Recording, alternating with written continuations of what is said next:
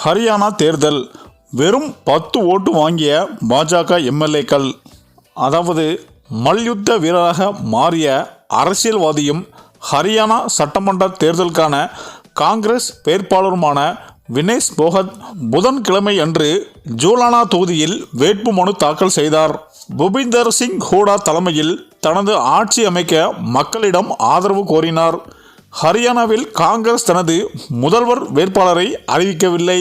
மேலும் ஆட்சிக்கு வந்தால் கட்சியின் சட்டமன்ற உறுப்பினர்களுக்கும் உயர்மட்ட குழுக்கும் இந்த விஷயத்தில் அழைப்பு விடுக்கும் என்று நிலைநிறுத்தியுள்ளது. மேலும் வேட்புமனு தாக்கல் செய்த பிறகு ஜூலானாவில் ஒரு கூட்டத்தில் உரையாற்றிய வினோத் போகட், காங்கிரசுக்கு உங்கள் அன்பையும் ஆசீர்வாதத்தையும் கொடுங்கள். இதனால் பூபிந்தர் ஹூடாஜின் தலைமையில் அது ஆட்சி அமைக்கிறது மற்றும் 10 ஆண்டுகளாக முடங்கியிருந்த வளர்ச்சி பணிகள் மீண்டும் தொடர்கின்றன.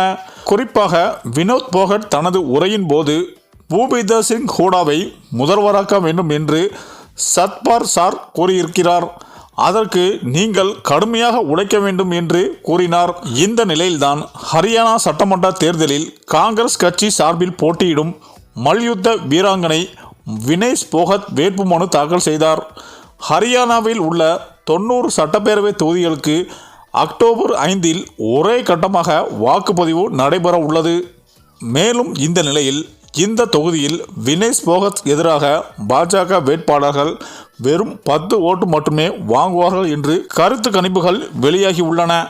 இது பாஜகவின் உச்சக்கட்ட அவமானத்தை ஏற்படுத்தி உள்ளது என அரசியல் வட்டாரங்கள் கூறி வருகின்றனர். சரி, இந்த வீடியோ பற்றிய உங்கள் கருத்துக்களை கமெண்ட்ல சொல்லுங்க.